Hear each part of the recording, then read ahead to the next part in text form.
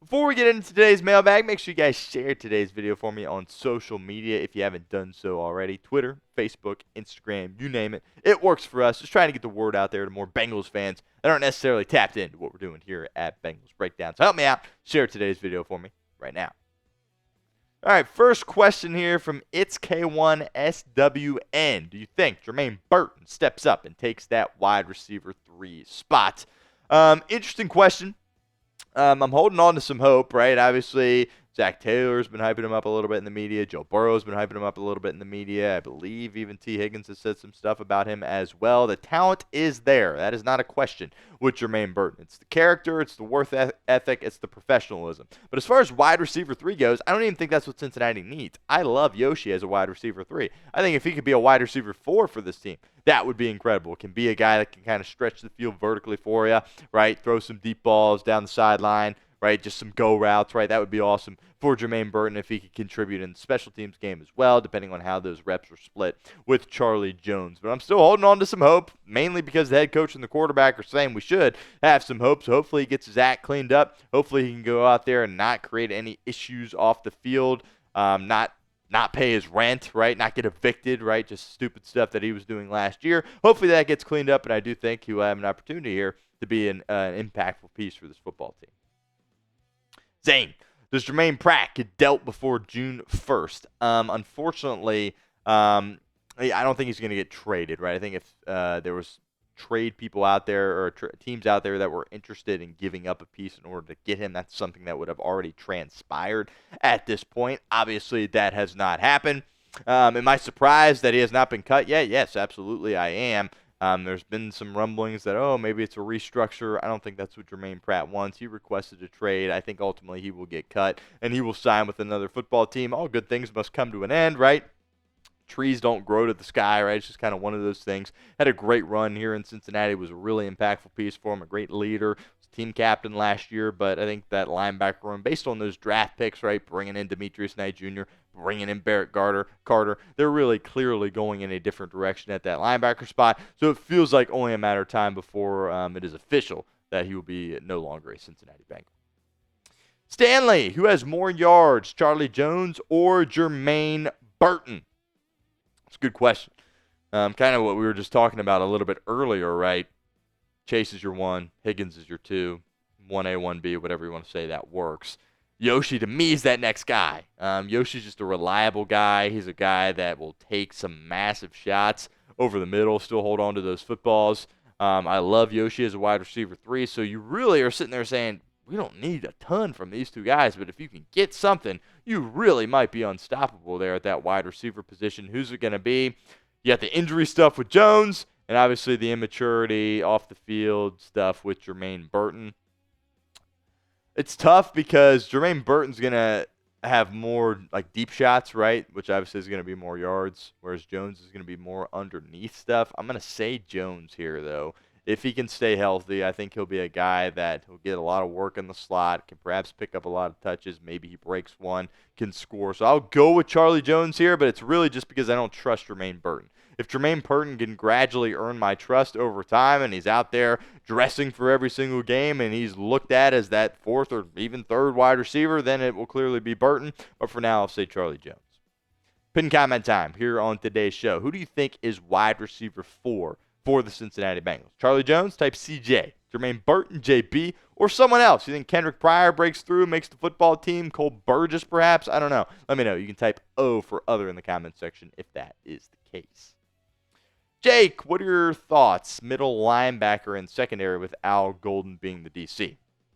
The Bengals are obviously they're putting all their chips in with Al Golden. That's what they're doing, and I would have liked to see them get some more new pieces, but again, you can't have everything. And we got T, we got Jamar, we got Joe offensively, so we don't really have a ton of room to sit here and complain. Out of all the possible guys that you could have brought in to be your defensive coordinator, my top pick was Al Golden, and you got him. So hopefully it works out. As far as the linebackers go, that obviously is his specialty. It looks like that room is going in a different direction, as we mentioned earlier on today's show. Germaine Pratt, by the time this video goes out, he might no longer be a Cincinnati Bengal. but I think it's really only a matter of time before you move on there. You got Logan Wilson kind of spearheading that room. Logan Wilson's one of my favorite players on the team. Hopefully he can stay healthy and get back to the form in which he was playing at when Al Golden was the linebackers coach here in 21 when you went to the Super Bowl. As far as the secondary goes, that's certainly concerning, right? You didn't bring in any new pieces. You didn't draft any guys in the secondary either. You're kind of just running it back with that unit, and that unit was a weak point for your football team. A lot of those guys were getting benched for each other. So hopefully Al Golden can get the most out of that unit. He's going to simplify things. I hate to say dumb it down, but he's going to make schematically, he's going to make it a lot easier for those guys. He's going to play a lot of man coverage. We'll see if they can hold up in man coverage, but I'm banking on Al Golden drastically improving this defense. Hopefully that's what happens on the football field. It's K1SWN. What is the possibility that we have one of our UDFAs make the roster? It has a big impact on our defense. I think there's a good chance. I think the two guys that come to mind are Eric Gregory, defensively. Eric Gregory and Howard Cross III. We actually have a video that went out a couple of days ago on Eric Gregory, so make sure you check that out. You're a UDFA out of Arkansas, played a ton of football there for Sam Pittman and the Razorbacks, and obviously Howard Cross III has that connection there with Al Golden. Spent the entirety of his collegiate career with the Notre Dame Fighting Irish there as well. When you look at that defensive tackle room, there isn't a ton of depth in that room, and I think there's a spot where UDFA could perhaps work his way onto the football team. Yeah, really experienced UDFAs in that room. So I wouldn't be surprised at all if one of those two guys made the roster.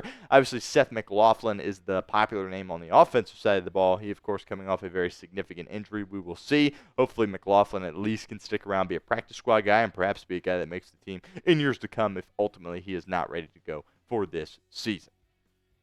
We'll continue with our show here in a second, but do want to give a shout out to our friends over at Fanatics. Let you guys know that Bengals Crucial Catch hoodies are on sale right now on clearance. I believe they're about $30 off over there at Fanatics. I really encourage you guys to go over there, check them out. They are some really cool hoodies, but most importantly, it's the Crucial Catch hoodies, which is the NFL's way of fighting back against cancer. It is a great initiative. Go support a great cause and get you some Cincinnati Bengals swag in the process. Chatsports.com/Bengals hoodie/. We'll put that link in the comment section and the description of today's show. Ooh, good question here from Zane. Do you prefer Stripe the Jungle or a white out? I believe it was the social media team put this tweet out the other day, and I remember going back and forth in my mind, and I'm still going back and forth here when you ask me that question, Zane. You make me pick, I'll say white out just because, those white helmets are just so foul, and they get the end zones white, and they put the B in the middle white. So if I had to pick, I would say that white out, but also that Stripe the Jungle vibe is great as well. And also the orange out is great as well, but I think a lot of people have kind of a bad taste in their mouth when it comes to the orange out, right? Because they only did it once. It was your opener last year, and you got absolutely blasted by one of the worst teams in football, the New England Patriots. So I think people have a little bit of a sour taste in their mouth when it comes to the orange out. But great question. If you made me pick, I would say the white out. From Jonathan, what defensive rank do you think the Bengals need to be in order to get back to the Super Bowl? That's the thing, Jonathan. I apologize if I'm saying your name incorrectly there, but it really doesn't need to be something crazy, right? I think top 20 defense, you're good.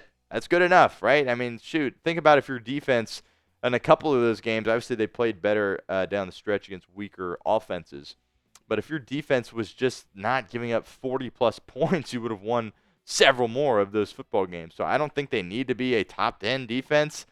Top 15 maybe, but I think top 20 will be good enough with as good as where your offense is at this point.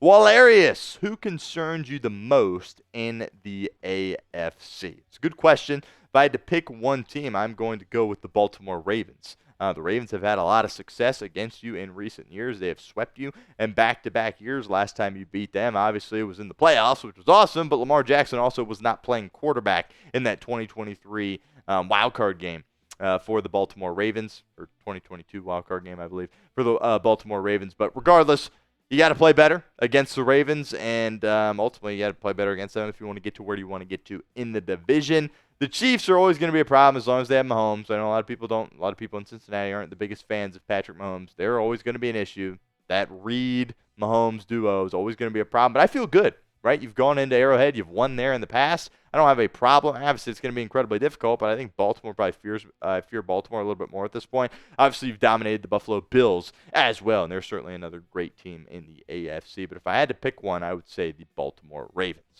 Your turn. Let me know in the comments section which AFC team worries you the most. Is it Baltimore? Is it Kansas City? Is it Buffalo? Is it, I don't know, the Chargers, Broncos, Dolphins? Let me know in the comments section of today's show.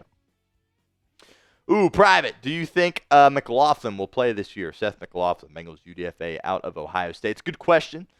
He has said that the plan is for him to be back and ready to go come training camp. I think the Bengals are really happy that they were able to land him as UDFA.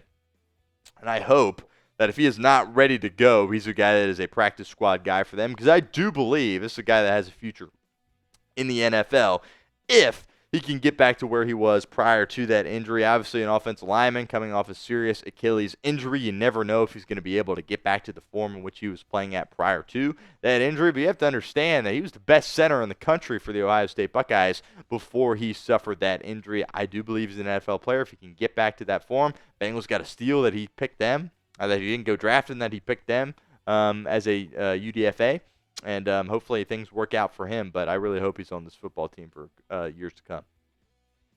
BK, do you think the Bengals will sign Brandon Scherff? That whole thing is very interesting. We've been talking about Scherff for months here at the channel, and he was the guy that out of all the offensive lineman free agents, I wanted to sign him more than anybody, and he's still unsigned. I don't know if he's going to retire or what, but yeah, I would love to have Brandon Scherff. I'm not exactly sure how much he's going to cost. But Brandon Scherff's a guy that I still think has gas in the tank and could help this football team. And if you're Brandon Scherff, you're just trying to pursue a ring here at this point. In my opinion, no better spot to do that than here in Cincinnati. If you're enjoying this mailbag, you're in luck. We will continue to do them here on the show. Don't miss out. Hit that sub button for me right now. Good question here from Michael. Does Perine make the 53-man roster? We'll have a video that comes out kind of detailing the running back room. The Bengals took 3 last year. I think they'll take 4 this year, right? They restructured Zach Moss, and they brought Perine back for a reason, right? So Taj Brooks and Chase Brown obviously are going to make the team.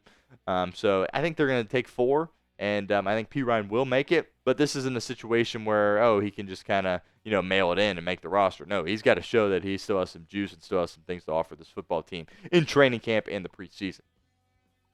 Brandon, will Joe Burrow win the MVP this year? Well, I'm the host here at Bengals Breakdown, and I love Joe Burrow. So if you could ask me that any given year, and I'm going to say yes until he has one, right?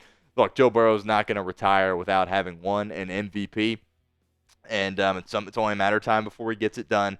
Obviously, the Bengals are going to have to win a lot of games that year and probably win the division in order for him to get that done. But, yeah, I'll say Joe Burrow wins the MVP. Thought he was the best quarterback in the National Football League last year, but obviously didn't win enough games in order to win that award.